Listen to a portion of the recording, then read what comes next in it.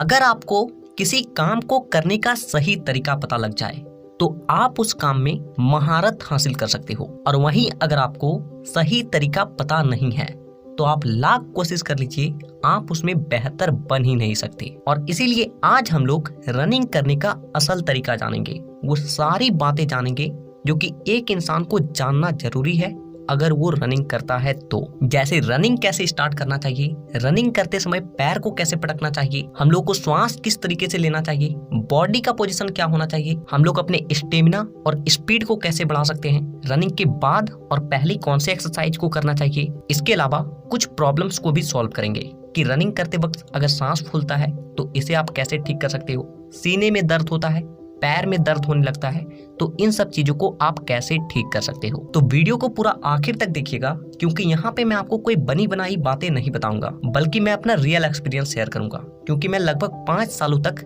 इसी करियर में था और उस दौरान मैंने काफी सारे बच्चों को डिफेंस के लिए तैयारी करवाया है। तो सबसे पहली चीज कि रनिंग की शुरुआत कैसे करें। यहाँ पे आप में से अधिकांश लोग गलती क्या करते हैं कि वो डायरेक्ट ग्राउंड जाते हैं या फिर रोड पे जाते हैं और रनिंग करना स्टार्ट, और कुछ देर रनिंग करने के बाद ही उसके पैर में दर्द होने लगता है, श्वास फूलने लगती है। और इसीलिए आप जब भी रनिंग स्टार्ट करें तो रनिंग स्टार्ट करने से कम 10 मिनट पहले वार्म अप और स्ट्रेचिंग अच्छे तरीके से कर लें। क्योंकि जब आप रनिंग नहीं कर रहे होते हो तो आपका पूरा बॉडी रिलैक्स मोड में होता है, आपके मसल्स एक दूसरे से सिकड़े हुए होते हैं और जिसके चलते आपका बॉडी ठीक तरीके से नहीं खुल पाता है और आपका पैर पकड़ने लगता है, आपकी श्वास जल्दी फूलने लगती है। दूसरी बात कि रनिंग करते समय पैर कैसे पटकें, और यहाँ पे लगभग 90% बच्चे गलती करते हैं। आप में से अधिकांश बच्चों को लगता है कि अगर मैं पंजों के बल दौड़ूंगा तो स्पीड दौड़ पाऊंगा। हाँ, ये बात सही है, लेकिन ये चीज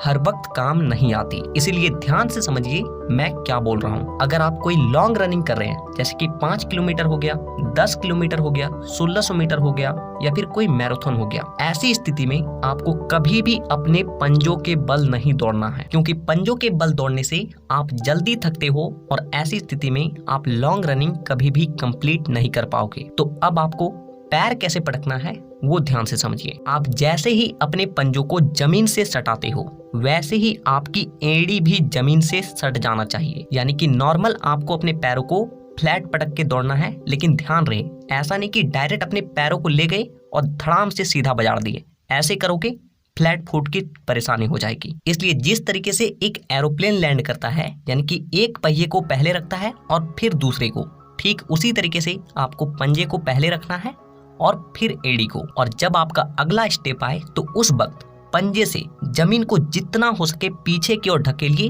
और अपने बॉडी को आगे की ओर फेंकिए। और वहीं पे अगर आप स्प्रिंटिंग करते हो, 100 मीटर, 200 मीटर, 500 मीटर की रनिंग है, तो ऐसी स्थिति में आप अपने पंजों पे दौड़ सकते हो और आप बहुत स्पीड दौड़ सकते हो। तीसरी बात कि आपकी बॉडी और सिर का पोजीशन कैसा होना चाहिए, क्योंकि ये आपके स्पीड पे बहुत ज्यादा मायने रखती है। सबसे पहली चीज कि जब भी आप रनिंग करें अपने बॉडी को पूरी तरीके से रिलैक्स रखें। दूसरी चीज कि अपने हाथों को कभी भी दाएं बाएं फेंक कर ना दौड़ें, बल्कि आपका हाथ सीधा पीछे जाएगा, आपकी कोहनी सीधा पीछे जाएगा और सीधा आगे की ओर आएगा। क्योंकि ऐसा करने से आप अपने हाथ को जल्दी से आगे पीछे कर सकते हो। और क्योंकि आपके हाथ के हिसाब से ही आपका पैर आगे पीछे होता है, यानी कि जब आपका हाथ पीछे जाता है पैर आगे जाता है, यानी कि जितनी स्पीड आपकी हाथ की होगी आपका रनिंग उतना ही ज्यादा स्पीड होगा। इसीलिए हमेशा हाथ को सीधा आगे और पीछे करें और आप मुट्ठी को बांध भी सकते हो और खोल कर भी दौड़ सकते हो।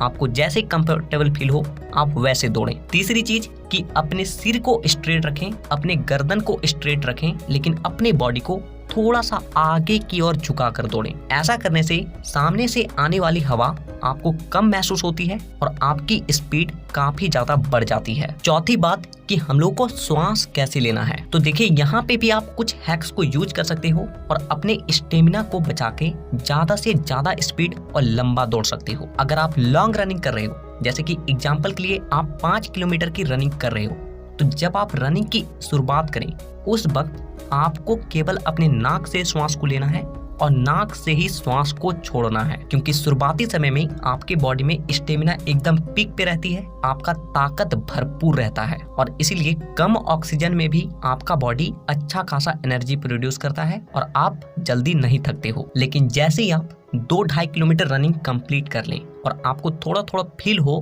कि अब आप थक रहे हैं, तो ऐसी स्थिति में भी आपको अपने नाक से श्वास को लेना है, लेकिन नाक से छोड़ना नहीं है बल्कि मुंह से छोड़ना है। और जब लास्ट के कुछ किलोमीटर बाकी रह जाए और आपको लगे कि आप बहुत ज्यादा थक चुके हो, तो आपको अपने मुंह से श्वास को लेना है, लेकिन मुंह से छोड़ना नहीं है बल्कि नाक से छोड़ना है। और जैसे ही लास्ट के 100 से 200 मीटर बच जाए, राम का नाम लो और नाक मुंह दोनों से श्वास लो और दोनों से छोड़ो और रगड़ के एकदम लास्ट के 100 मीटर कंप्लीट करो। अगर आप इस तरीके से अपने श्वास को लोगे तो आप लॉन्ग रनिंग को आसानी से कंप्लीट कर पाओगे, अपने एनर्जी को बहुत ज्यादा बचाते हुए कंप्लीट कर पाओगे। लेकिन वहीं पे अगर आप शॉर्ट रनिंग करते हो, स्प्रिंटिंग कर रहे हो, तो आप अपने नाक और मुंह दोनों से श्वास को लें और दोनों से ही श्वास को छोड़ें। और वहीं अगर आप एक मीडियम रनिंग करते हो, जैसे कि 1600 मीटर हो गया, 1.5 किलोमीटर हो गया, तो इसमें भी आपको अपने श्वास को बचा के चलना है, यानी कि लॉन्ग रनिंग वाला स्टेप को ही अपनाना है। शुरुआत के 400 से 500 मीटर आप अपने नाक से श्वास को लें और नाक से छोड़ें और बाकी आप नाक मुंह दोनों से लेकर रनिंग को कंप्लीट कर सकते हो। यहाँ पे आपको केवल ध्यान इतना रखना है कि लॉन्ग रनिंग में आप अपने एनर्जी को जितना बचा के दौड़ोगे, आप रनिंग को उतना जल्दी क्वालिफाई कर पाओगे। पांचवी बात कि कुछ लोगों का स्टेमिना बहुत ज्यादा लो रहता है, श्वास तुरंत फूलने लगती है, तो वैसे लोग क्या करें? सबसे पहली चीज, अपने खान पान को सुधारो, क्योंकि आपकी ताकत का आपके खान पान से सीधा संबंध है। दूसरी चीज, कंसिस्टेंसी मेंटेन करके रखिए, क्योंकि एक दिन में स्टेमिना नहीं बनता है। आज बंदे साल साल भर से वहाँ ट्रेनिंग कर रहे हैं, इसके बाद जाके एक सही रनर बन पाते हैं। और आप 10 दिन रनिंग नहीं करोगे, मेरी श्वास फूल रही है, स्टेमिना नहीं है, ये हो रहा है, वो हो रहा है, ऐसे स्टेमिना को बढ़ाने का बहुत सारा तरीका है और उन तरीकों को बता के मैं इस वीडियो को और ज्यादा लंबा नहीं करना चाहूंगा, क्योंकि पहले ही मैंने उस टॉपिक पे एक प्रॉपर वीडियो बनाया था। नीचे डिस्क्रिप्शन में लिंक मिल जाएगी, इस वीडियो को देखने के बाद उस वीडियो को जरूर देख लीजिएगा। छठी बात कि रनिंग से पहले और रनिंग करने के बाद ऐसी कौन से एक्सरसाइज को करें जो कि हमारे स्टेमिना को बढ़ाए, हमारे स्पीड को बढ़ाए, तो इसके ऊपर भी आपको हमारे चैनल पे वीडियो मिल जाएगी, आप उन वीडियोस को देख लें, क्योंकि रनिंग से पहले और बाद किया गया एक्सरसाइज आपके रनिंग को बहुत ज्यादा इफेक्ट करती है। सातवीं बात कि कुछ लोगों का श्वास बहुत ज्यादा फूलने लगता है, किसी का पेट में दर्द होता है, सीने में दर्द होने लगता है, पैर में दर्द होने लगता है, तो इन सब चीजों को आप कैसे ठीक कर सकते हो? सबसे पहली बात कि रनिंग करते वक्त सीने और पेट में दर्द केवल उन्हीं लोगों को होता है जिसके पेट में गैस जमी होती है। इसीलिए अपने पेट को ठीक तरीके से साफ करो, पानी ज्यादा से ज्यादा पियो, कुछ दिनों में आपका ये प्रॉब्लम अपने आप ही ठीक हो जाएगा। और अगर आपको बहुत ज्यादा दर्द होने लगता है तो एक बार डॉक्टर से जरूर मिल लें। दूसरी बात कि अगर आपका श्वास बहुत ज्यादा फूलता है तो इसके लिए आपको क्या करना है कि रनिंग से 10-15 मिनट पहले कहीं पे आराम से बैठ जाएं और इन दोनों प्राणायाम को करना है। पहला अनुलोम विलोम